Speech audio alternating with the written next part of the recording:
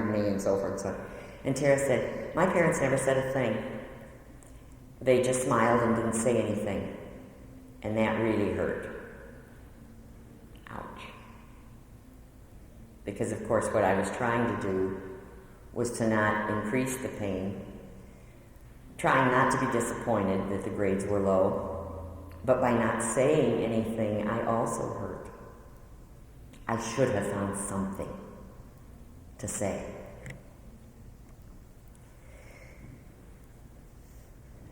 There are things, though, that you should cling to.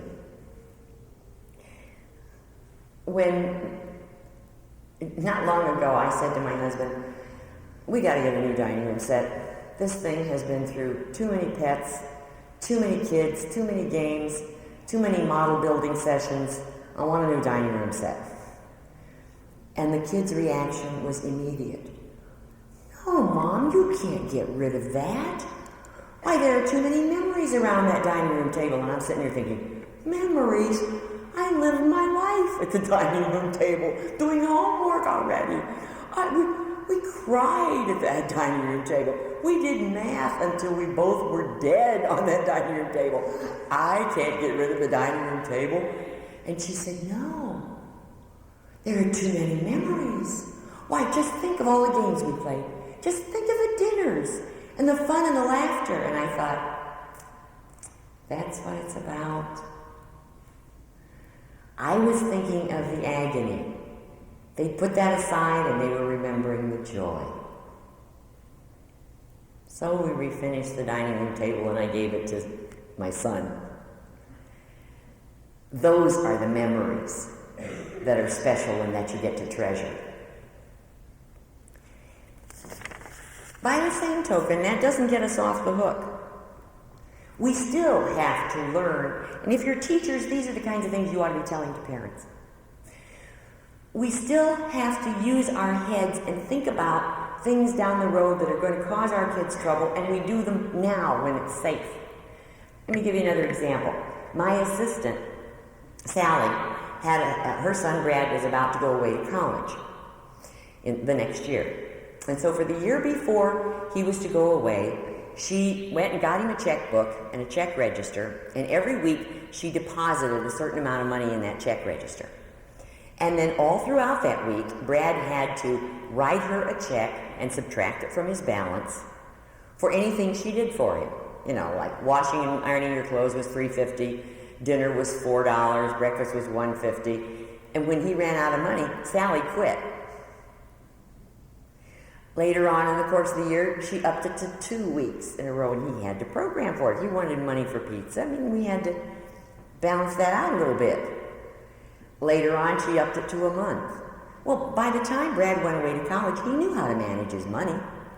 He knew that he couldn't spend it all in the first 2 days, or there wasn't going to be anything at the end. I wish so much that the parents of some of my students were that wise to put into place those kinds of things so that my students wouldn't be in trouble with their checkbooks and their credit cards and so forth. Those kinds of things are simple. All it takes is a little imagination and some thought on the parts of the caregivers.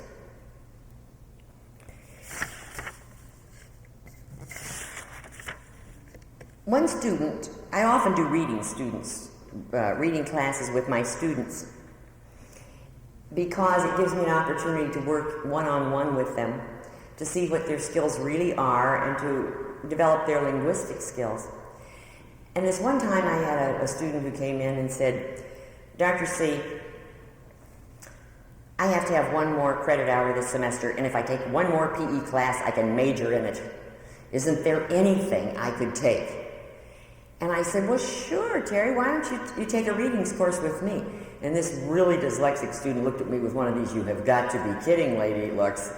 And I said, we'll get them on tape, we'll read along with it, we'll use a neural impress method so you can understand it. And aren't there books that you've always wanted to read? And he said, oh yeah, The Man in the Iron Mask, The Three Musketeers, Moby Dick. And so that was what we did. That semester, we read all of those books, so that gave him a background of literature. Please tell me why parents and teachers are not getting together and getting the books from the Library of Congress or the magazines from the Recordings for the Blind, so that when our children grow up or are adults already, they have a background of literature.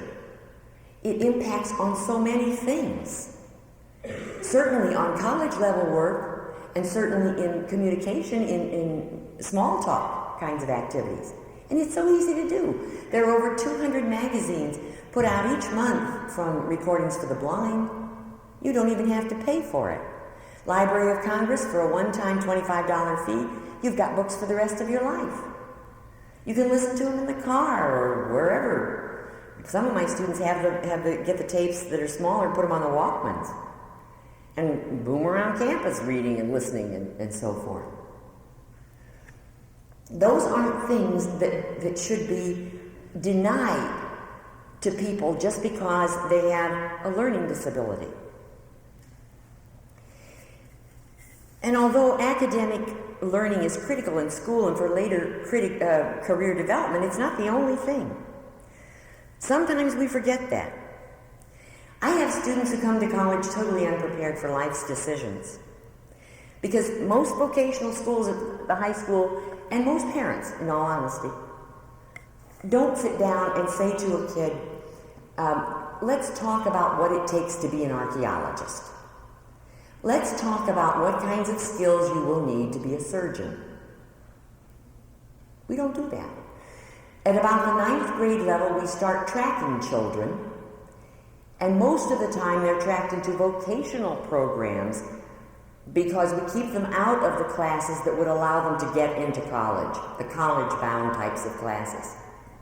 So from the time they're in the 9th grade, 13, 14 years old, we're saying, well, that's it for you, kid. You can be a printer, you can be whatever, but you can't be these other things because we're going to make sure you don't have the coursework to allow you to get in. That's wrong.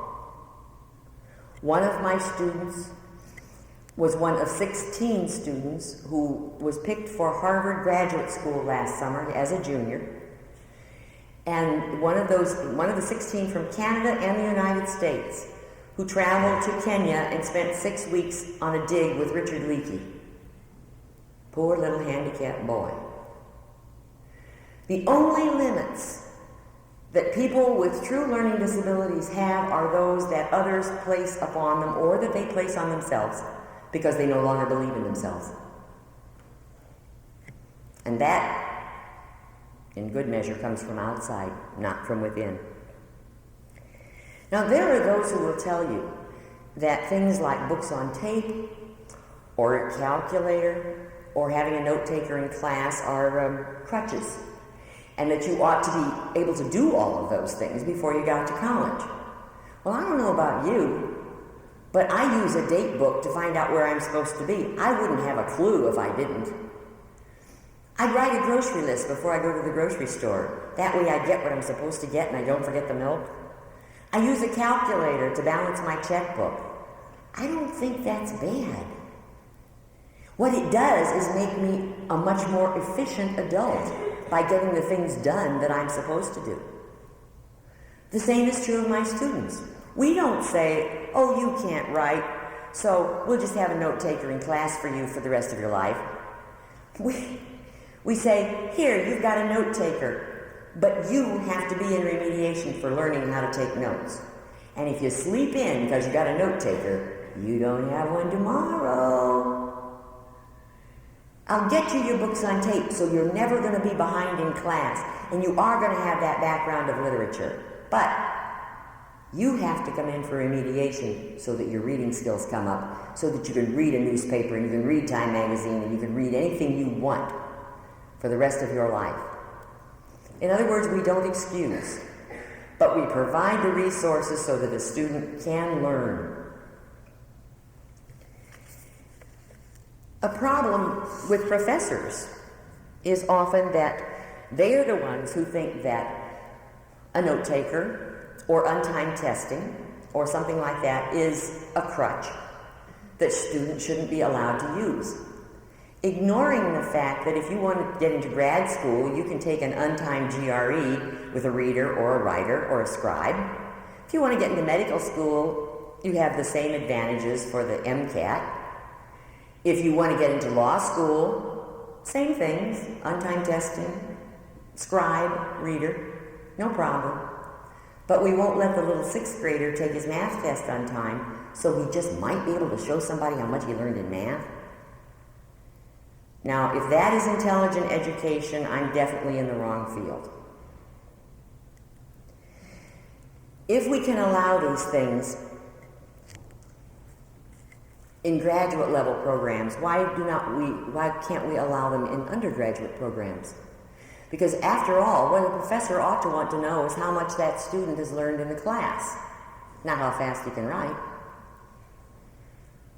What he ought to want to know is whether or not he really has mastered the material, not how fast he can fill in a Scantron sheet. Now, just so you don't think that I'm talking about people you don't know, I want to show you the handwriting of some of my students. I understand why professors take a look at some of my students' handwriting and think that this kid could not possibly make it in college. They are ignoring the fact that I'll teach them how to use a computer with spell check and grammar check, and they'll be as proficient at writing as anybody else by the time they get out. I'm not going to turn off the lights because then you can't see the interpreter. Now, this is a form that my students have to fill out prior to entrance. It's basically information.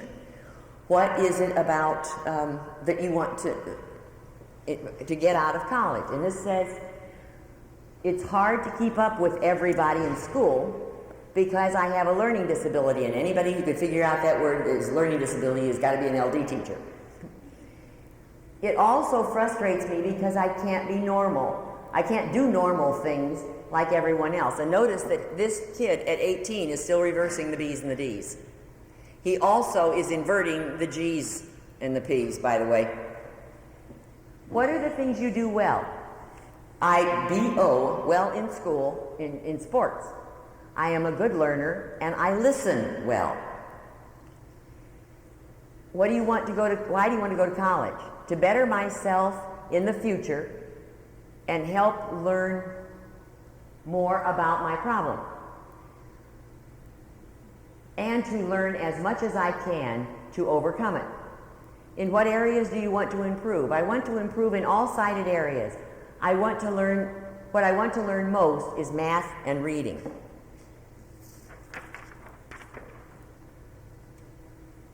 Or this one. How do you want the Achieve program to help you?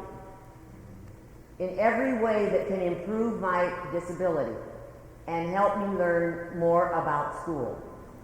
I enjoy being with all my friends. Those are the things I do well. I also like to finish something that I start. What are you interested in studying? I would like to learn about computers and what they can do. What do you want to do after college? I hope to make a better person out of me and get a job that can help other people and I. This is a typical story by one of my students, and believe me, I did not pick the worst ones. These are just my nice, normal LD students. He's writing a story. This is on one of our tests. One morning I woke up. I was supposed to get some mail and a package. This morning did not start so well. I got up late. I was late for my case this morning. On my way out, my cat ran out the door, my dog ate my mail, and children were running in my yard. They tore up my flower. The drive man showed up with my package, which was 10 gallons of paint. Eventually, the day got better.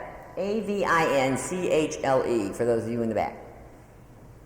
When I found my cat and found out who the letter was from, that's just transposed, and cleaned up the paint.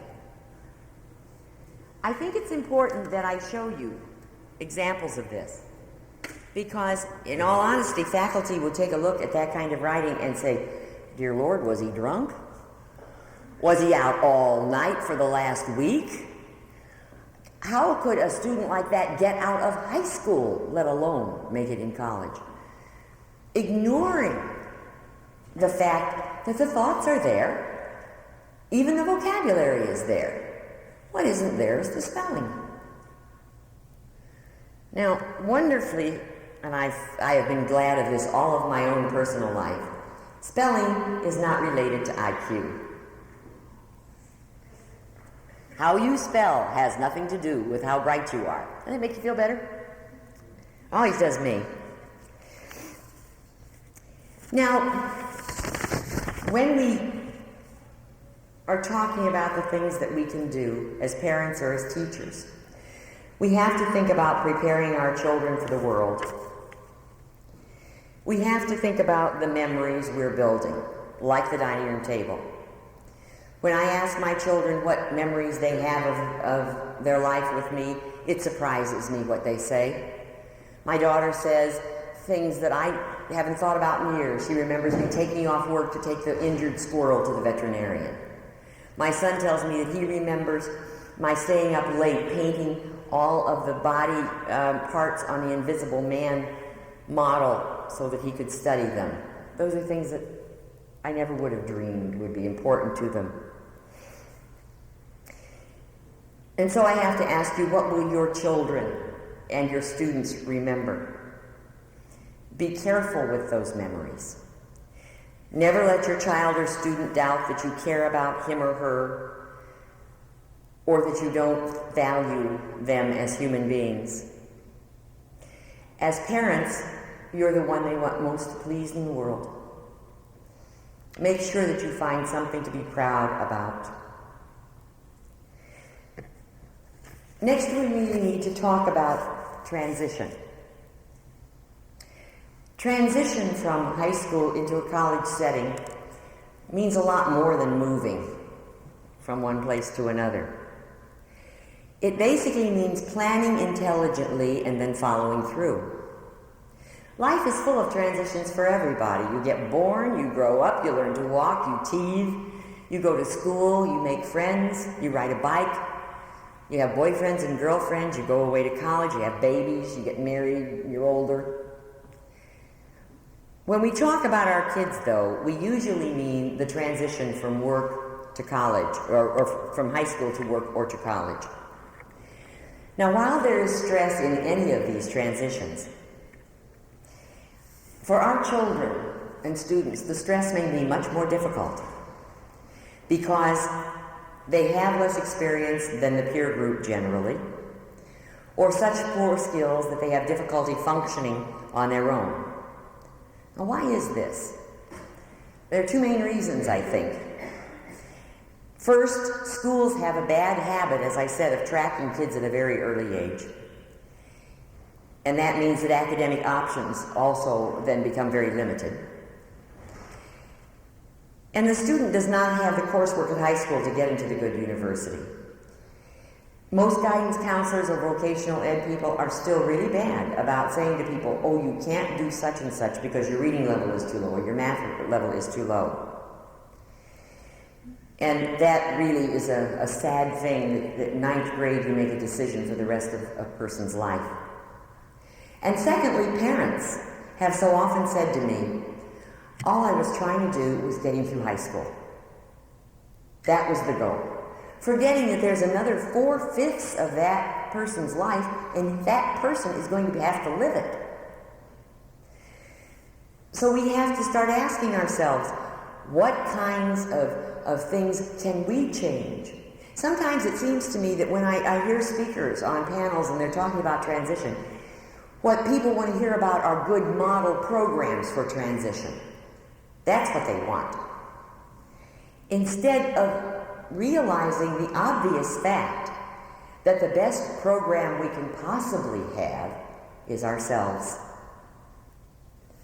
Parents who are doing the things I've mentioned earlier, planning ahead, working for that student. Teachers who are opening doors for children and not shutting them. Friends of people with learning disabilities who will teach them, take the time to teach them the things they do not know. Parents and teachers and friends make a very serious mistake by placing their students and children and friends in these kinds of positions. But what you need is common sense, not a special education degree. We all want the same things for people with learning disabilities. A life that can be lived independently, a skill so that we can support ourselves, a chance to have friends and leisure activities we can enjoy, marriage, families, and all of these things require the integration of social skills and academic skills, the setting of goals, people who will help in moving toward those goals, acceptance of the whole person, which does not mean accepting without providing help. Everybody needs love, but sometimes it has to be tough love. It means demanding all that you can be, even if it's sometimes hard, as long as I'm there beside you. The keys to independence are not really that hard. It means that you put into the framework of your life or your school or your program a vision of a person with learning disabilities as, first of all, a whole person. One of my students said to me one time, you know, I just can't believe that Lance, my son, has a learning disability. And he knew him well. They worked together over a summer at a Chi. And I laughed and related some instance of Lance's learning disability that had happened over our Thanksgiving break. That was an instance of Lance's learning disability. And Dan said something to me I have never, ever forgotten. He said, you know, the difference between Lance and me is that he wasn't raised disabled. Wow.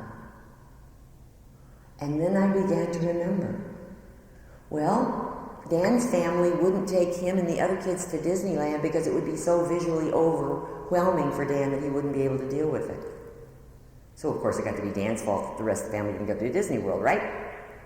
How much more readily can you tell a kid, hey, it's your fault, you're wrong, something's the matter with you? He wasn't raised disabled.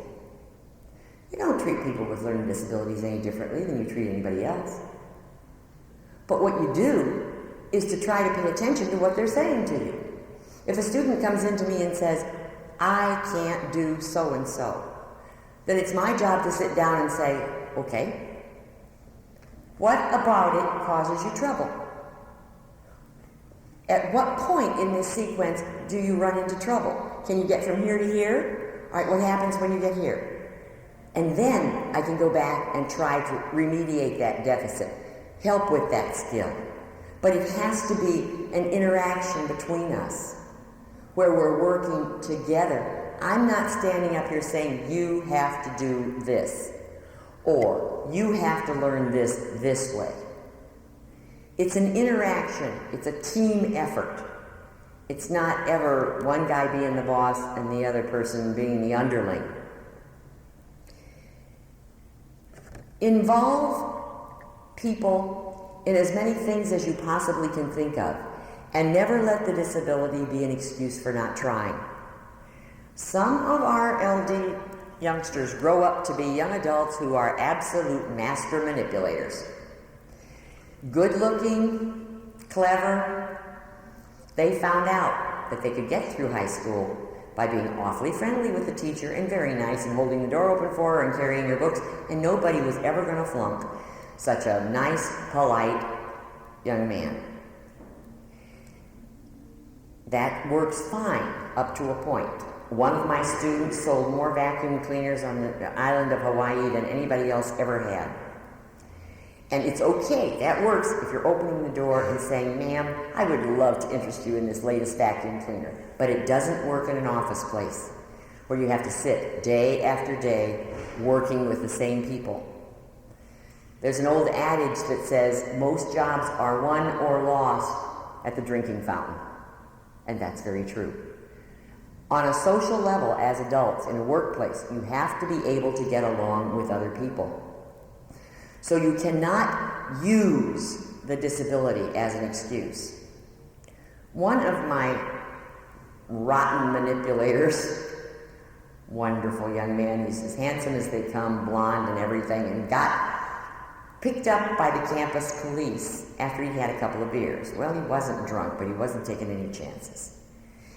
And the campus policeman stopped him and said, "All right, young man, I want you to get out and walk this line." And Jim, being not at all drunk and very bright, said, "Oh, officer, I would be happy to, except, you see, I have this learning disability, and perceptually, I just can't walk that straight line." Then the policeman said, "All right, that's fine. Would you recite the alphabet?" And Jim said, "Oh, sir, I'd be very happy to, but you see, I have a sequencing problem, and I can't recite." They let him off. They let that turkey off. I just practically beat him up the next day because he was using his disability, and that I don't like. And he was feeling real good about it. Well, I don't blame him. You know, nobody wants a DUI on his record. But that's not the way to get through life. So you're walking this line, you see, between you can't pull that on me, and I'll help you as much as you need help. I will not go any further. I will not baby you. I will not make life so easy for you that you are never challenged. But neither will I let you fall. And that's the message that we have to get across. If you have children who are still at home, think about the things that you can do. Or young adults, same thing. Volunteer at nursing homes, for environmental groups, anything like that. People are always eager for other people to help. Stuff envelopes even. Take a person around the nursing home, walking them around, being a good listener. All of the things that will help develop social skills and a comfortableness in working with other people. Children can be candy stripers or work on the playground with younger children. Working with older, lonely people, Meals on Wheels. Community theaters are wonderful groups because in the community theater, there are always so many hands that are needed to paint scenery, and even if you're in a play and you think you're too scared to ever get on the stage, you can go to some of the acting classes that we have. And in those cases, what the director will say is, "Sam would act like this in that instance," or "Show me the emotion of that face." And it's not an affront to the student because he's being taught what Sam would do or the character would do. And so you can develop a more comfortableness with your own body and your own facial expression. Share your feelings. As parents and teachers, we hide all the time. We don't tell kids how we feel. We have a fight with our husband. We walk into school, grousey as all get out the next day, and the kids say, "How are you today?" And we say, "Fine." And let's do the same thing to our children. We don't say, "I'm really ticked off. This guy cut in front of me when I was trying to get in a parking place, so I was late." We don't tell them the truth. We try to pretend. I mean, it's just like you walking down the hall. I mean, now, obviously you say, "How are you?" to somebody. They're going to say, "Fine," most of the time. And unless they're really close or you pick up on something else, you're going to let them go at that. Yesterday, a doctoral student, who's also a good friend of mine from the stage company where I'm very active, walked out of her department. I know she's working on her dissertation, so I know she's not a happy camper, okay?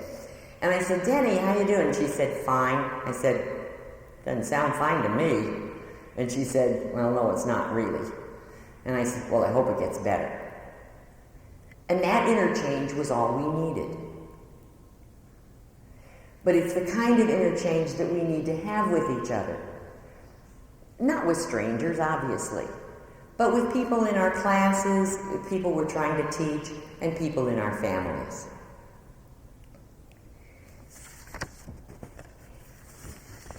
Now,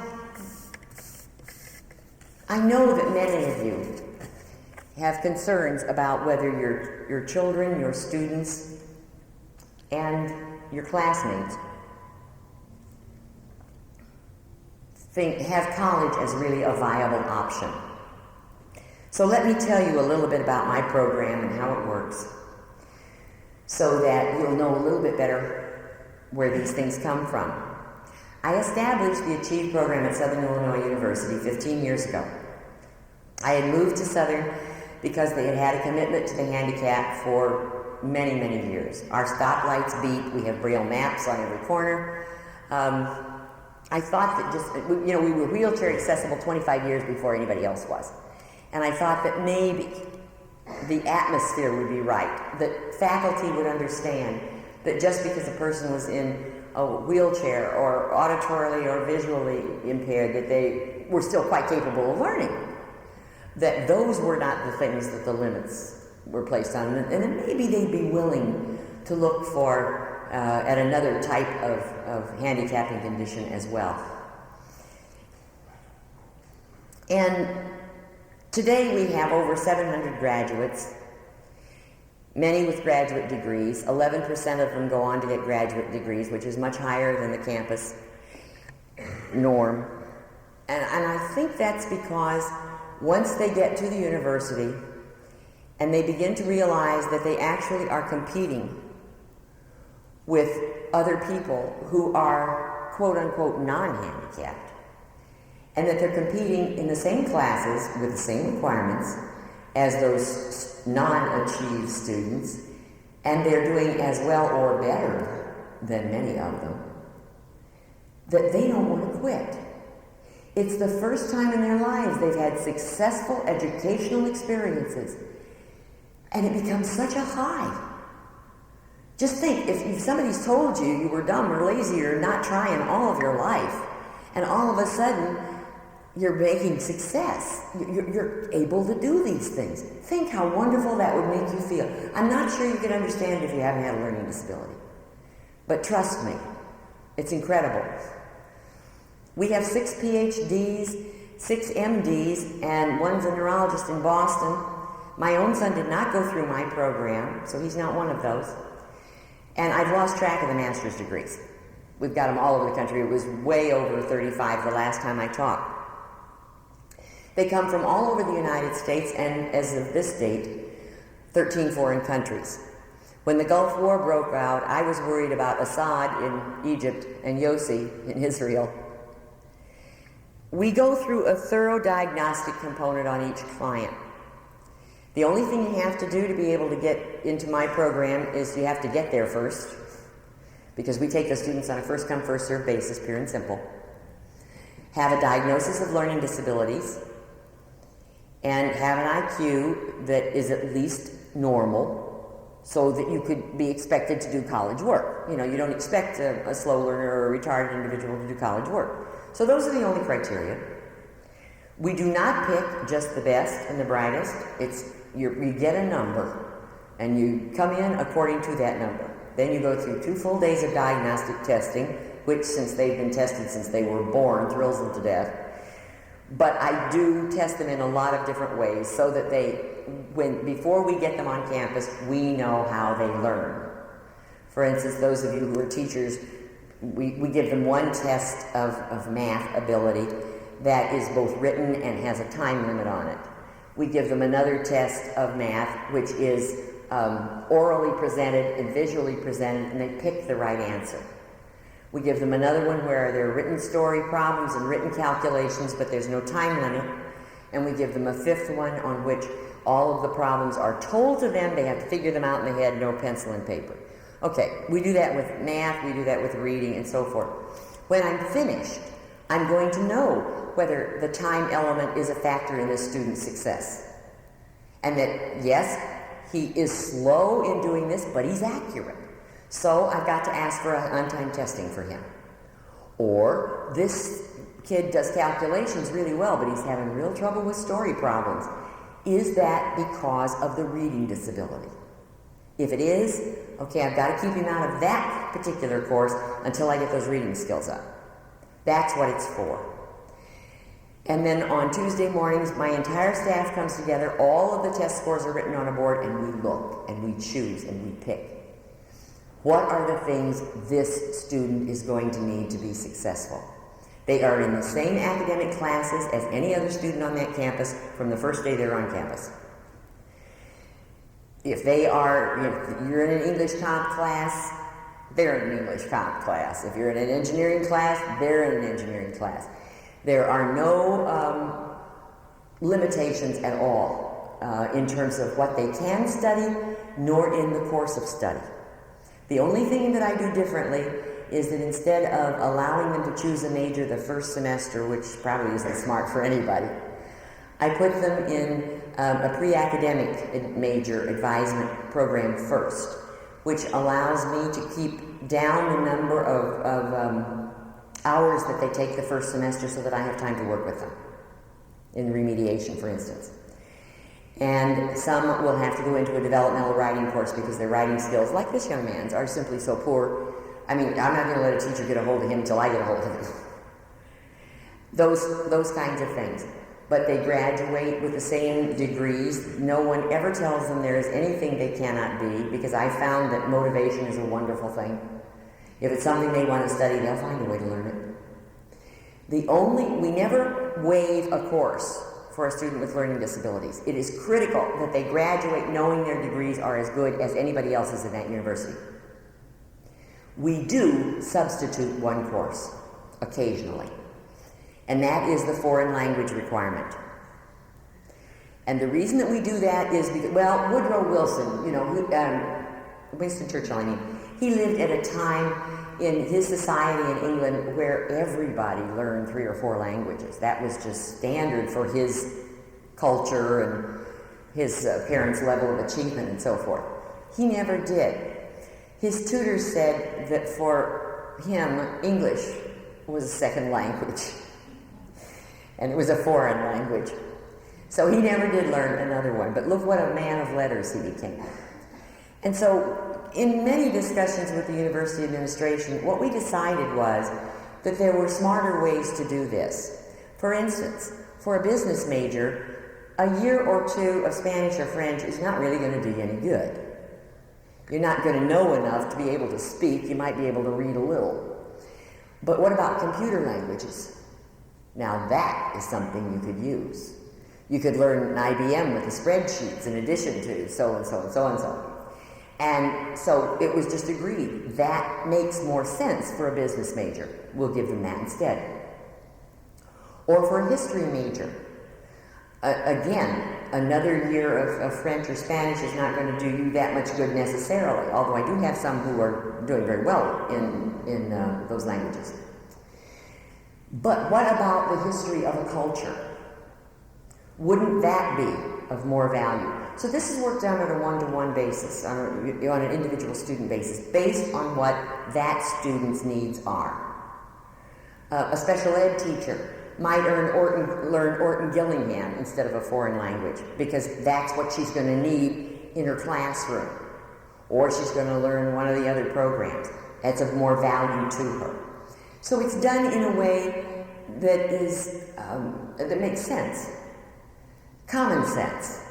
Not according to somebody else's guidebook that says this is what you have to have in order to be a college graduate. Those are the only things that we change at all. And we don't change that for all students. Now, learning disability service providers at the college level are certainly challenged. Those techniques we used when we were teaching elementary school don't work with the college-age student.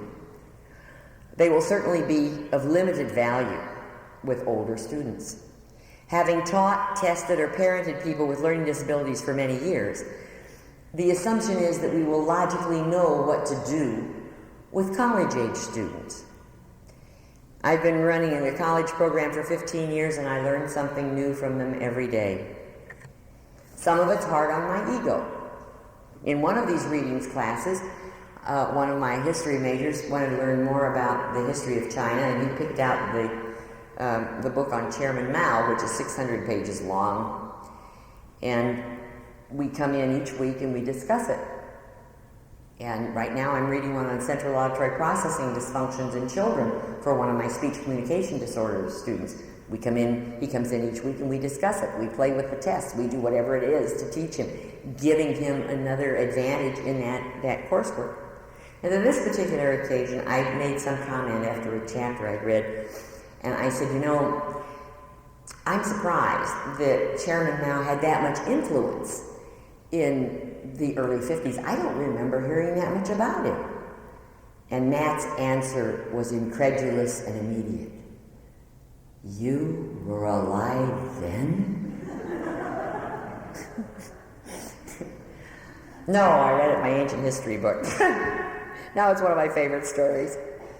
But the entering college freshman has so many challenges already. Not just that of going away from home and learning how to get around on campus, and the challenge of scheduling one's own time, figuring out how long it takes to do a paper. I get the most wonderful comments from my students because they are an absolute fount of misinformation. I asked one, what was the difference between an autobiography and a biography? And he said, well, an autobiography is about a car, and a biography is about a person. Okay. Another one came in and said, I don't think I'll take my final. And I said, oh, is it optional? And he said, no, it's comprehensive. Fortunately, I can't make these up, guys. I don't make these up. I'm not clever enough to think these up. Fortunately, he said it in front of me so I could say, I think we have to have a talk about finals.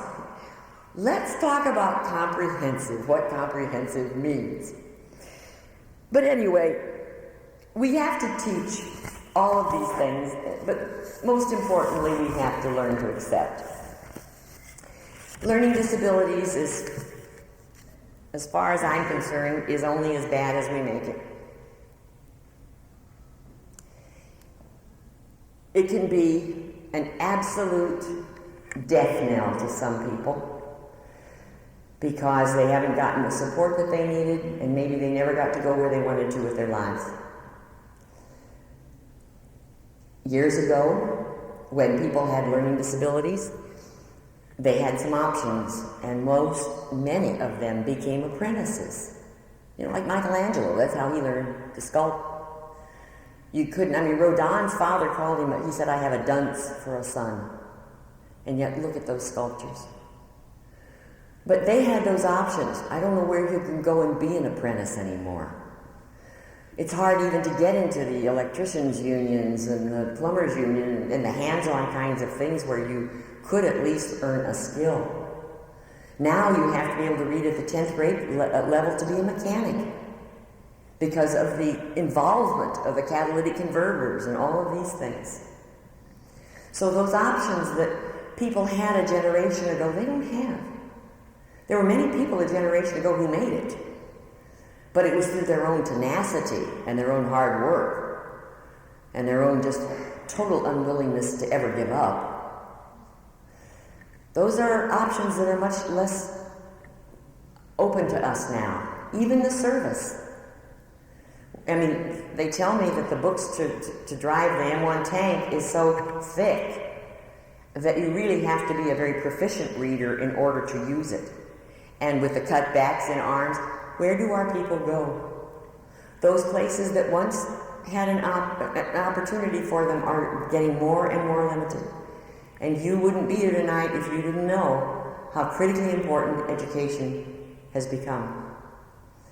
Therefore, it behooves all of us, at no matter what level we are or what stage in our own lives we are, to begin to work more efficiently with people with learning disabilities so that we can turn out taxpayers, not tax users. People who have wonderful things to give to society, not people who use society because they don't have any options. There's a sign in my building that reads, "Be ashamed to die until you have won some victory for humanity." I can't think of a better victory than this. Thank you.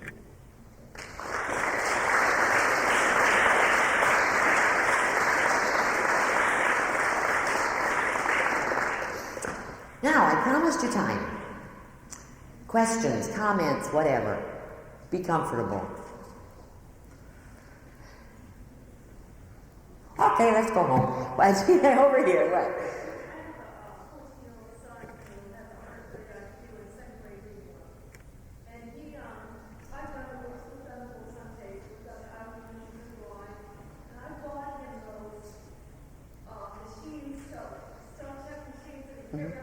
Yeah, the Franklin spelling bees.